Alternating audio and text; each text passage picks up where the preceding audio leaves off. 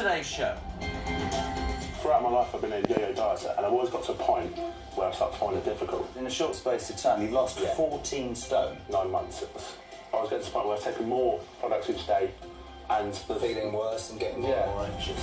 There have been all sorts of things written in the press, stuff online as well, some particular product from America. Frightening. I'm just embarrassed. I still look pregnant. People ask me every day, am I pregnant? When's the baby due?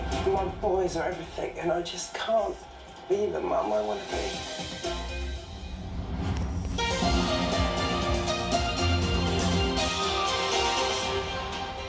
Good afternoon and welcome to the emergency room. Now, I want to start today with a case that I think a lot of people will be able to relate to. Chris is in the main treatment room with his fiancée Mary and Dr. Ian. This guy used to be addicted to diet pills. Come in there.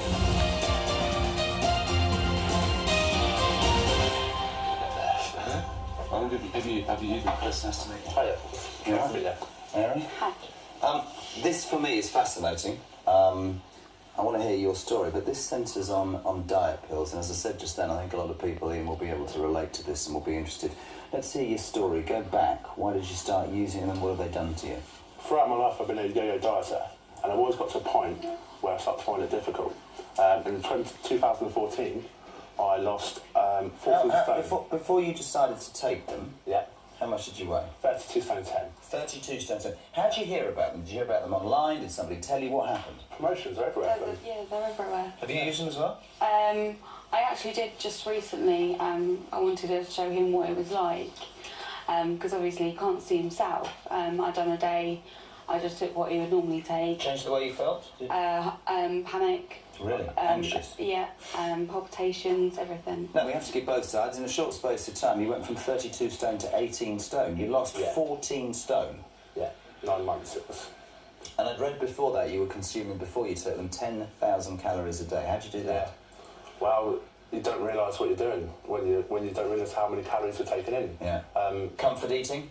Yeah, the comfort is also, for me, when I'm also so strict on myself with the dieting, when I start to come off it, I tend to punish myself with food. It's a way of like self-inflicting harm on myself in a way. There's obviously reasons for that. We'll talk to Ian about that. But what did these things do? Because you got to 18 stone, I read, and all of a sudden you were like, I don't feel right. Heart palpitations, I believe? Yeah, I got strong heart palpitations whilst I was going to sleep. After exercise, my face would drop, and sometimes during, especially if I was lifting heavy weights, I would get a very strange sensation in my cheeks, and my face would drop, and my eyes would twitch and go bright red. And What was he like? As I read, this was not a great time for you two, because he was up and down, wasn't he? Yeah, the mood changed completely. It was like split personality sort of thing, you know.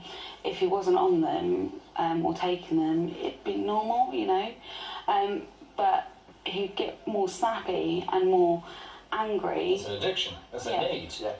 What made you come off them? That? Did you take medical advice? Did you just think, I'm not going to do this, or what?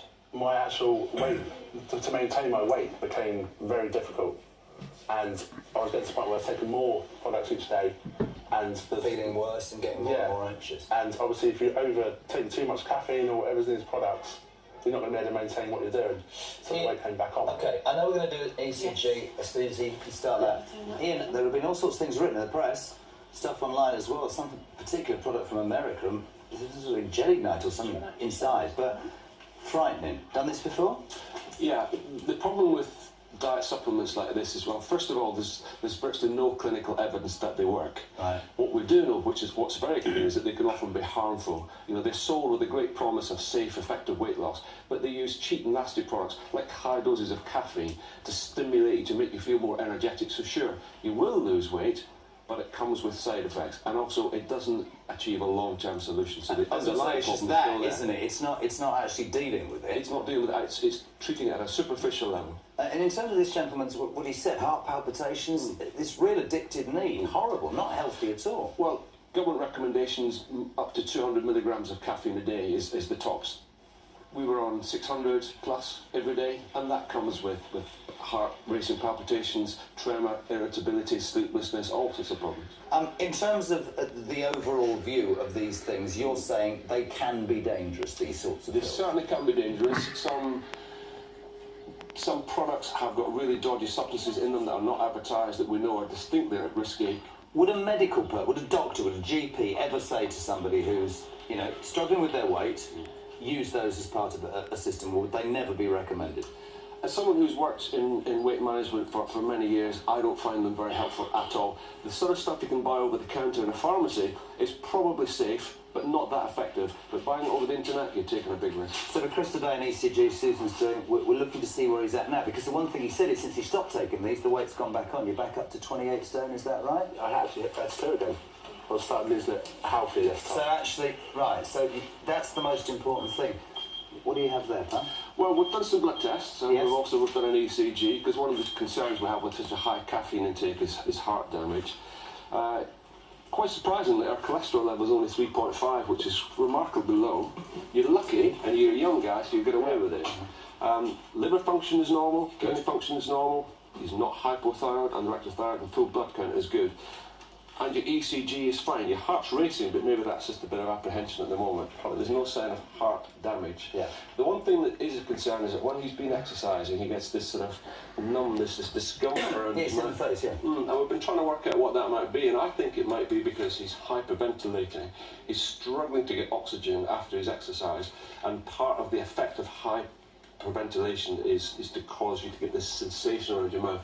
So it's not harmful in itself, but it is indicative of future risks if you're not careful. In terms of Chris, in terms of looking forward, in terms of wanting to get more healthy, losing the weight, he tried those pills. What would you say as a medical professional? Is it a balanced approach? He knows more about calories in and calories out than most of us, but that isn't solving his problem, and the reason is it's not tackling the underlying issue, which we've discussed and is almost certainly a deep psychological issue.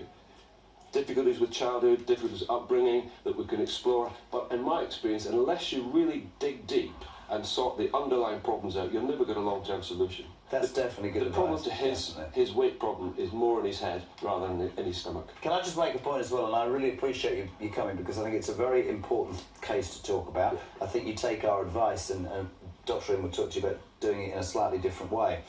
You'd say this guy was lucky, to be fair. I can't get into a big debate about what pills do this, that and the other, but from a professional point of view, you talked about his cholesterol. It could have been so markedly different. Yes. You know, he lost an enormous amount of weight taking those pills. They had distinct side effects. He's now doing it in the correct way. What would your message be to people watching this? The only way to lose weight safely and effectively is by moderating your dietary intake, increasing your physical activity, not using supplements, and dealing with the issues that lead you into those behavioural patterns in the first place. In other words, dealing with the psychological and emotional drivers of your weight gain. Fantastic, Ian. Listen, really appreciate you coming in. Take his advice and do it correctly. Nice to meet you as well. Thank you very much indeed, guys. Thanks, Ian. I'm actually shocked to hear that everything's, you know, considering, you know, the amount you were doing as well. Yeah. For the moment, you get away with it because you don't. Yeah. You don't need it for no, don't catch up.